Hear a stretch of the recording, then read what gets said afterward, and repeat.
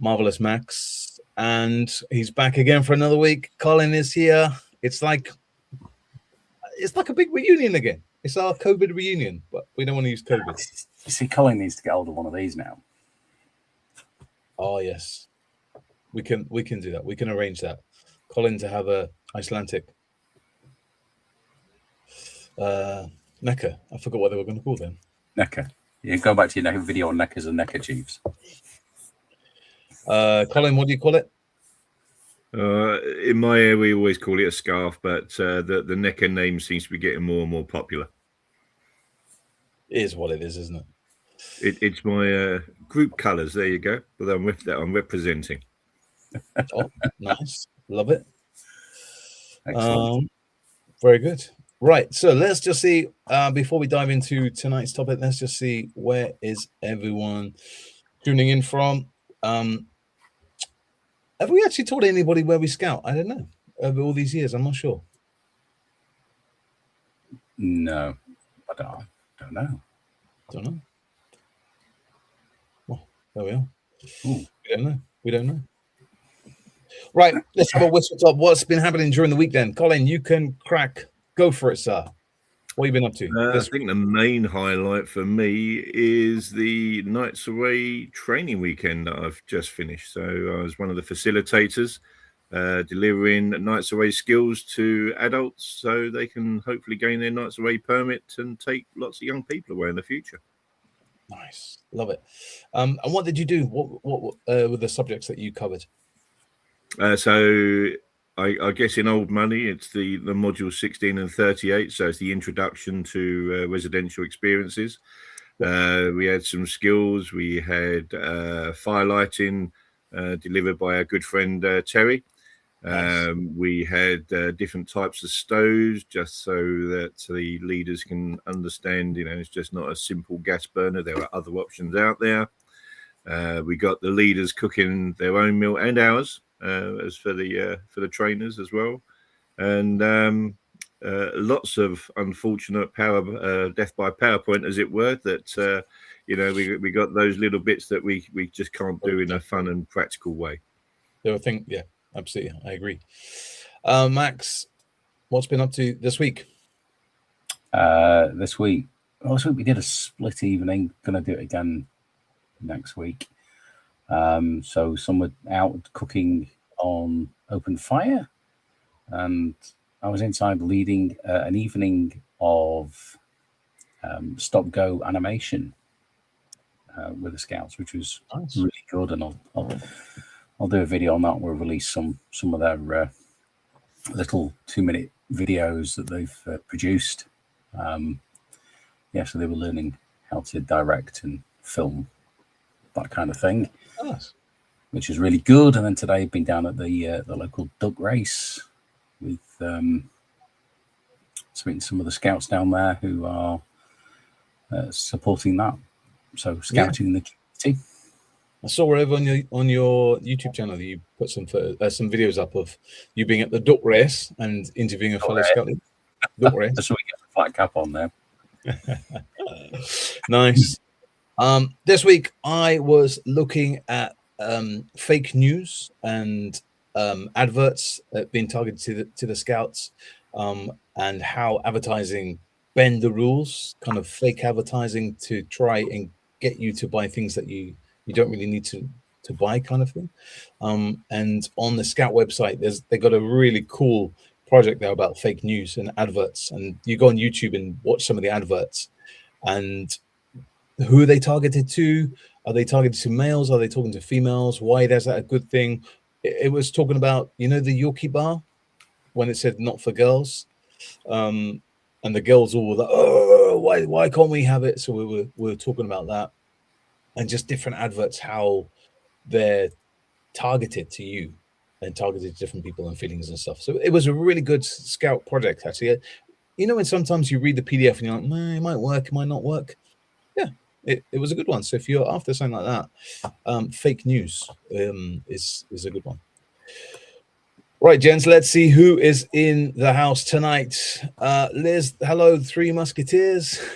We've been called worse things. Good to see you, Liz. Thank you very much for tuning in. Charlotte is here. David, hi, gentlemen. Good to see you. Dan, good to see you. Thanks very much for chatting during the week and giving some new ideas. Dan was at a classic car festival today. Tara Robinson in Mississippi. Colin Olmax, where is that state? I'm trying to work out how you pronounce that state. Tupelo? Tupelo. Tupelo? Okay. No, I have no idea. Tupelo. Trotter's in the house. Good to see you, John. Thank you very much for joining us. Richard, he's waving. Good evening. Graham is here. It's a busy one tonight. Joshua tuning in. Finally finished the DV exhibition and had 5 of my explorers out on their bronze. Nice. I hope the weather was good for you. Harold, it is International Day of Aggie homophobia and transphobia. Okay. Ida Hobbit. Nice. Cool. Rob's here. Hey, Rob. How you doing? And Terry tuning in as well. I've heard his name. Sneaking in there. Ian calling from Canada. Hamilton, first wire. Awesome. Good to see you. Good to see you. Right. So I got asked the question during the week, and it is this question. How do you handle disagreements among scout leaders within your group? It was an anonymous message. Someone asked me that they are having a few struggles in their group, shall we say. The leaders aren't all agreeing with one another. And he's hit a brick wall where he can't get everyone to talk. That everyone's kind of trying to outdo each other and not listen to one another. My suggestion was to him is that if me as the group lead volunteer, I would speak to the people individually and see what the problem is, see what the process is, why can't we come to some agreement? And then hopefully we'll all sit around together and just bash out what's the problem, how can we move these things forward? And if I can't get any further, I would call my scout mentor and just ask him, has he been in a situation, any other advice? Because I'm sure we've all been in there. I don't know. Gents, over to you. Who would like to go next? Well, I think Colin should put some wisdom into this. Yeah, it's a tricky one, isn't it? Certainly, I would be going down the path that you suggested, Mark. That we need to understand that if individuals have some sort of problem, hopefully just a minor personality clash, that can be teased out, and then maybe just move some members around in the group. And if it's that bad, maybe to a neighbouring group if they wish to carry on the scouting. Yeah. If it's a bigger problem, I guess, you know, where is the lead volunteer in this? They need to have some diplomatic thoughts and strategy as to how to handle the situation. And if it's a bad apple in the basket, then maybe it's time for a bit of a roll review, and then whoever's left can get on harmoniously and drive the sections and the groups forward smoothly. Yeah, absolutely. Because we're all adults at the end of the day, and we don't all see eye to eye with everyone, even if they are in our groups. But I think it's a bit like at work, isn't it? You know, you don't click with everyone. You just got to be professional. And even if it is just a hello, how are you? Just keep it professional. But this is a bit of a smaller unit, isn't it? It's not like at work where there's more of us. Max? And with volunteers, sorry, I was going to say, and with volunteers as well. So it's a little bit more challenging working with those, whereas an employee, there could be some expected behaviour issues, whereas volunteers, it's like, well, I'm here giving my time. So, Sorry, Max. No, it's all right. I mean, everybody's opinion counts. So, you know, the thing is to put everything out and listen to what everybody has to say. You know, not everyone's going to agree. You may want to do different things. You may want to, you know, if you're doing your program and somebody wants to do some hikes and somebody doesn't, well, there are compromises there. Can we get some of the parents who like to walk to help the leaders and go and do that, and then another evening go and do the other? So about finding compromises and just working out, because at the end of the day, everyone's in it to teach young people skills for life. Absolutely, I agree. And it's what's called DQ, which is Decency Quotient, and it's the older you get, the more you sort of look back and say, well, I've had loads of opportunities in my life, and lots of people have brought me forward to where I am today. Mm-hmm. So I like to look round now and bring people up, both in the work environment and outside the work environment, and give them the same opportunities or similar opportunities to what I had. That's the Decency Quotient. Yep. And as leaders, I think we sort of echo that, and not always, we don't always realize it, we're doing it as that, but we are passing on our skills, our knowledge, our ways of doing things that the younger people can take or leave or adapt to today's society as they move on. So, whatever we're doing, whatever we disagree or agree about, just look back and say, well, why are we doing this? We're doing this for the young people. So what's the best outcome for them that helps them in these, youth-led programs that we've got today? And that's the way I'd look at it. Yeah. If you've still got issues, then get an outside arbitrator to come in, somebody from a different group, and listen and give a different point of view. Yep. Because then sometimes, you form something else called an echo chamber. So in your group, your ideas and things will formulate in an echo chamber because you bounce off each other and, oh yeah, that's a good idea. Yeah, it's a great idea. Blah, blah, blah, and you do that. But it's always useful to just pop the bubble slightly and either bring in a different opinion or, somebody else in just to help give a different point of view. And then you'll see your echo chamber diminish a little bit, and you go, oh, well, there are more options. Well, there's loads we can do. Absolutely. And I think that's one of the other things that you have to watch out for. Yep. All right, in the chat, Joshua is saying, put a meeting together and get them to talk over it, disagree, make it work, or get the district lead volunteer or the county commission involved. Yep. I've had to do this with my group, especially not putting things away. Yes, in the kitchen, but group have various different cliques, which is cliques are hard when you have cliques in your group. Assessment and understand all from sides. Yep. Nick is just saying he's late. Oh, well, missing out on games then, Nick. No games for you. And Daryl sneaking in. Daryl, good to see you. Good to see you. I think that's the answer, really, isn't it? There's no right or wrong way, but just trying to mediate it all. And no one's right, no one's wrong, I guess. Yeah. Well, I mean, depending on the situation. Some issues might take 5 minutes to resolve. Some of them might take longer. But it's just working through them.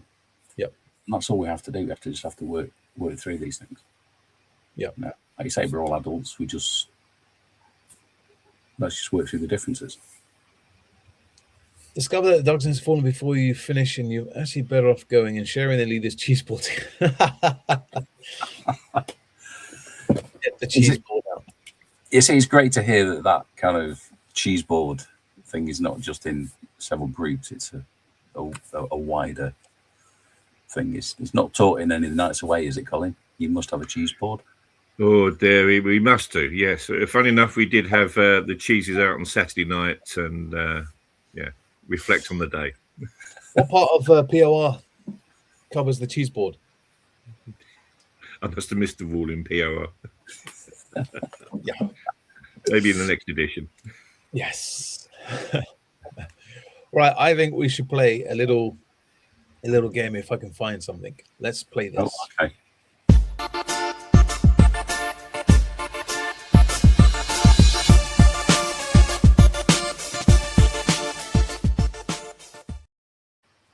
Game of the week. Now, this is really cool because now we've got Colin joining us on our streams now. So we have 3 games, not 1, not 2, but 3 games every week. Who would like to go first? A game that you love playing in your section that we should play this week. I think I'm going to reference one that always seems to come up quite a lot, and funny enough, was talked about by leaders at the training at the weekend. Okay. We call it Whirlpool. It's essentially a small weight on the end of a rope that a leader will spin round there in a circle around them, and all the young people stand in a circle. And if the rope touches their foot or ankle or whatever, then they're out of the game, and keep going until you're down to the final person standing. I call that dragon's tail. Okay. And we don't have a weight on the end of the rope, Colin. We've just kind of put a big knot. Yeah, like a monkey's fist type thing. Kind of, yeah. Yeah. Did you turn that one, Mark? No. Max, you play that? Yeah, we do. What do you call it? We just call it the rope game. It's a very energetic game. I mean, going back to the other week when we talked about scout versus parents, when you get the parents doing that, oh no, dodgy hip, dodgy knee. Very competitive. Very competitive. Love it. Max, what game would you suggest this week that we play at Scouts? So we often play quarters. So our hut has got these lines, sort of got the basketball things on as well, but we've got 4 quarters. Well, that's what it is, 4 quarters, isn't it? So the idea is we throw a soft ball in, and they have to keep the ball out of their quarter. And there's a leader with the back turned who will blow a whistle every so often, and you gain a point, and it's the team with the least points who win that. But occasionally we might get loads of other balls and throw them out just to really confuse the teams. But it's a really good fun game. Just keep the ball out of your quarter for however long until you blow the whistle. Nice. I think I'm going to talk a nice quiet game. We call it the keys, but Baden Powell called it, I think it was Postman's knock or something like that. We call it the keys. So everyone lines at the back of the hall. One person's chosen to sit at the end of the hall facing the wall on a chair. And underneath that chair is normally the leader's keys or the scout hall keys. And everyone at the back of the hall just has to creep up really, really slowly and just try and grab those keys. If the keeper of the keys, hears anything, they can turn around and they can point, but they've got to say the name of the scout who is moving. And if they get caught, they go to back start. Just as nice. Just when it gets too hectic and the scouts are hyper, just get them to do a calming down game. That's the game, I would say. And Dragon's Knot. Haven't heard of that. Want to try that? Dragon's Tail is what I call it. In the US, that's called Four Square. Guess that's your game. Yeah. Excellent. My group play that. Our rope has a blue cloth rolled up at the end, and I remember it. It's a classic scout game, isn't it? Everyone does it. Yeah. Postman's knock is probably breaches. Okay, Richard, stop now. Key game is we do play it differently with a bell. Yeah, we've got an old brass bell under the game, but it's too noisy. Right, Angela's saying the shoe game. Oh no, I just read the first sentence of this, guys, and I'm thinking it's not the best game to suggest. Scouts take off their shoes. That was it. Can you imagine? The pungent smell on a summer's day. All right, scouts take all their shoes off, put them in the middle of the hall. Scouts go in an area they can't see. The leaders move all the shoes. First scout with the shoes wins. I think it's the first scout that gets their own shoes wins. Yeah. We normally play that in the winter months when it's dark and turn all the lights off. And less smelly. Well. Oh, Colin, sorry, mate.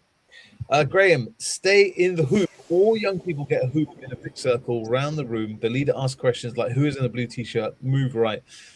All in a blue t-shirt, move to the hoop to the right. When a hoop is empty, it gets removed. If anyone steps out the hoop until one is left. Oh, wow. That sounds interesting. Haven't heard of that game, but nope. Yeah. Okay. Well, you need a lot of hoops then. Might try that game. We only have a few hula hoops in our group. We play the key game, but in a circle with one person chosen to get the keys. The catcher person on the chair is middle is blindfolded. Lighthouse. Max, Colin, do you know this game, Lighthouse? No. All right, Angela, you got to do a lot of typing, Angela. We're on for another 9 minutes. It could be like the game we call Barricades. Again, it's a dark played in the dark type game, and we put tables on their side, so like great barricades essentially. Yep. And then you have a young person with a torch at one end, and then if they see anyone sticking their head up over the tables, zap them with the torch, and they go back to the start and try to get up to the front of the hall again. Colin, we play that, but I don't know why. But in my scout group, we call it James Bond. I don't know, but no, we play that as well. Yeah. All right. Here's a question for you guys. I've played this game, Kim's game, a few times, and the last time I played it, it got a bit. One of the scouts got a bit upset because it's a memory game, and he didn't have the best memory, like quite a few of us. But the scouts turned a bit nasty on him. So I've kind of not been scarred, but it's always in the back of my mind when I play Kim's game. But it's a very traditional scouting game. Ladders. There's risk assess for ladders, risk assess for ladders. And you can't, when you like, you've got to walk this game. You can't run because someone trips, but you kind of have to run when you play ladders, isn't it? Walking just isn't the same. And then put your hands in, not out. Oh my. Yes, it is. Okay. So Lighthouse is exactly, as you were saying, Barricades or James Bond for me. I had a similar situation with a scout, and Nan had dementia and he got upset. Yeah. That's why I don't really like playing Kim's game. Purely because I forget what the answers are as well. Even though you have the hidden object in your hand. Oh, yeah. Our scouts love ladders too. Yeah. And while I'm here, if you are after some more games, I've got a massive playlist about game suggestions, indoors, outdoors, wide games. So if you're wanting to get some new games, just have a search for the playlist. I think that's all the games coming through.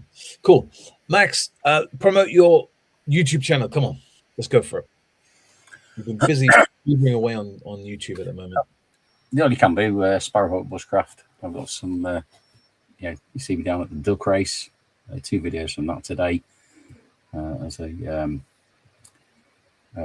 Canada goose laid its nest very close to the footpath that everyone was trying to use. That was interesting. Talking to the scout leader who was running the duck race down there. So that was pretty cool. And some great tips on badge blankets. Yeah. Making them pop. Right. Colin, I'm a bit confused on this comment. Check this out. Uh-oh. Adam. At Christmas, we play Smelly Santa. Why are we talking about Christmas now, Adam? Why are we? Why? No, he may have got that game from me, and I was taught it many years ago. At the time, we was taught it as Smelly Belly. But it could well be that Adam and his team have themed it for the Christmas period. And it's exactly as you said, everyone stands up, moves around inside this circle of chairs.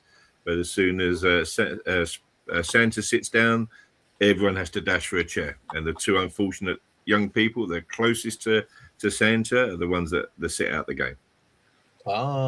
Either side of him. Either side. It could be 4 or 5 chairs gap away from him. It can get very stressful and strategic near the end. Oh, I like that game. Nice. Tenderfoot Tim is a good game to play to help young people improve their memory. Nope, that's another game I've not heard of. Max, Colin, you heard of that one? Tenderfoot Tim? No? No. Okay. All right. You ready for another game suggestion? This is from Angela. Definitely bye Colin on this one. Sorry, my friend. Observation circle. Place interesting objects in a circle. Instead of removing them, ask, find something rough, find something natural, find something beginning with S. Which item can be helped on camp? This removes the pressure of remembering everything. Team detective put scouts into small teams. Give each team a trail of objects and let them talk together before answering questions. Team memory feels safer than individual memory. What changed one volunteer? Yeah, I like that. I like that game of trying to find That's good. a subject. Yeah, find something smooth, find something big, find something small, find something you take to camp. Yeah, I love that. Awesome. Smelly Santa sounds great. Might change it to Smelly Skip. Yeah, Another no, one. I like that game. I like that game, Colin. Thank you very much. And this is the cool thing about having a group of us all chatting together, trying to get some new games rather than playing the same game week in, week out. So here's another one that we usually play. So we've got this circle around the hut. Okay. And we got all the scouts stand around the circle. That's the same circle we use for the rope game. But we get a staff, and then we'll put it in the middle and stand it up. And then the leader holds it and then calls out a scout name and let's go. The scout's got to run in and put the hand on to keep it upright before it falls. And then they have to call out another scout. So they keep running in and out. And if the staff falls, they're out. So it's a game of quickness. And listening as well, I guess. Yeah. Colin, I have a question for you. Is a staff the same as a stave?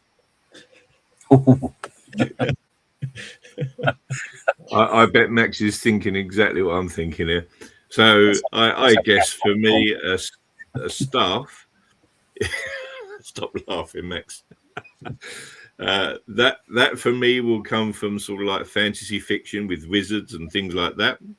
Whereas a stave is more of a tool, I think, that we recognise that a scout would have a 6 foot U pole with various markings down it for measuring and things like that. Yep. Yeah, sorry, I'll put my D20s away. Stop rolling my dice. We have got the answer for Tenderfoot Tim. Are you ready? Yes. Go for Colin, it. I think you might disappear as well. Tenderfoot Tim went to camp and in his bag he had a blank. So the first person might say a cup. You start again. Tenderfoot Tim went to camp in his bag. He had a cup, and the next person said a thing, and so on and so on and so on. Is that a repeating game? So I would say he had a cup, and then Max would say he had a cup and a tea bag. And I would say he had a cup, a tea bag, and a chocolate eclair. Cup, tea bag, a chocolate eclair, and a ladder. A cup, a tea bag, a chocolate eclair, a ladder, and a small Peruvian bear. A cup, a tea bag. I can't even remember what the first one. Eclair. I failed. I'm out. Yeah. Oh yeah, it is a repeating game. Oh man, can you imagine me the last scout going? Going back to earlier, sorry, but like the Kim's game, when I played that with young people, and the trail can get quite long with items that the tenderfoot is taking, sort of thing. I try to make an action up to help them remind them what is next in line. Yeah, and that sort of like makes it a little bit more inclusive, and they don't feel too. Might get picked on because I can't remember or whatever. Yeah. But you must always start with Tenderfoot Tim. Oh man, I can't even remember Tenderfoot Tim, let alone the items. We've done Tenderfoot Tim slightly different with new scouts. You name each scout and cub in a patrol who bought something. Helps them learn names. Yeah, loving the name game. Ticking bomb, basically a hot potato, but wrapped up parcel with wrapped up paper in a black tape. Yep. Cup of tea and a football. No, I didn't say football. We said ladder. The idea is to keep it silly and funny. Yeah, absolutely. Well, there we are, guys. Another half an hour. Thank you very much. We have had a interesting half an hour talking about different things and loads of new game suggestions. There we go. And that's the beauty of this. Just trying to chat, find some new ideas. And if you're struggling with an idea or you have a comment, send us an email, send us a message, and we will discuss it if you want on the next stream. And this is what we're here for. All three of us trying to share our knowledge of being a better scout leader for you guys. And we don't know everything, but that's why we need to talk. Don't keep it all quiet and keep it in. Let's share the knowledge of scouts. And if anyone has nothing else to do, then we will say goodnight. Excellent. Max, want to say anything else? No, good night. Colin, would you like to say nothing else? Cool. All good, thank you. Right, on the live stream, I've been asked to do something different. When on the playback, when people watch it on the podcast or in the week, I don't introduce what we're talking about. So we're going to do something different on the live stream. I'm going to edit this and make it look like this next bit is the start of the video, if that makes sense. Because now we know what we've talked about. Yeah? Max is looking confused. Colin is just sitting there. No, I think I understand. That's fine, but it'll look odd on the live stream on mine because I'm not going to edit it. So this is going to be really funny. Angela, thank you for your games ideas. It was brilliant. Ali, good to see you. Ali, I'll see you on Friday, actually. Oh, yes, I forgot to say there'll be no live stream next Sunday with me because I will be in Brownsea Island. Taking my scouts to Brownsea, which is quite cool. And I'm staying in a scout hut for the night. I'll be going down on the train, exhibition. Scouts have got to carry all their gear in their bag. It's going to be funny.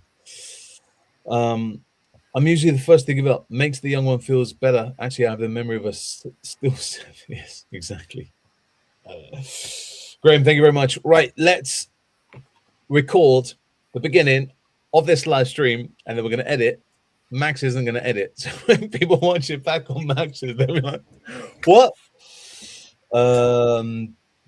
John is very jealous that I'm going to Brownsea.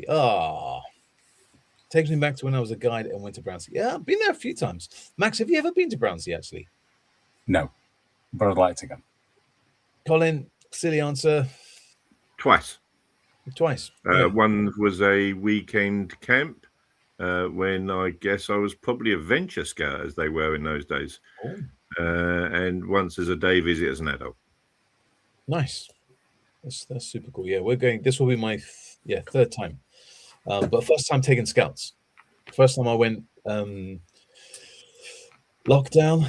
I went over there on my own. I went beginning of the spring. No, bring it for autumn last year. Sorry, with my two other scout leaders. We took them. They've never been, so we were like, let's take the scouts. Super cool to be at Brownsea. So 3 adults was okay. No, 2 adults. Sorry, it was okay. But now we're taking 17 scouts with us on the ferry. It's not going to go wrong, is it? Can't imagine anything going wrong. Be all right. I just had this vision of one scout. We've miscounted, staying on the harbour, sitting next to the Baden-Powell statue, and all of us, the ferry is pulling out, and we just see him. Just have this vision. It's not going to be like that, is it, Colin? Head counts. But was that the intro? No.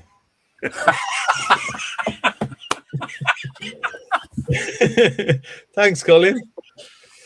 Yeah, as always.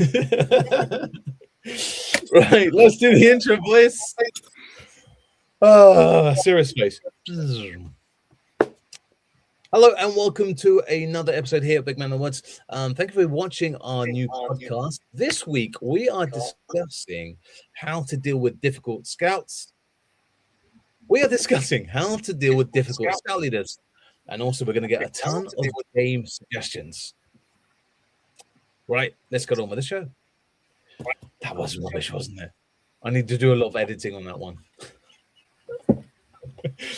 Or just scrap this idea. Just scrap it. Scrap it. Not being but an idea for next year with my explorers. Awesome. Guys, thank you very much. Have a great week. Max, stay safe. Colin, have a good one. Take care. And we'll see you in 2 weeks' time. Hopefully, if I press the right button.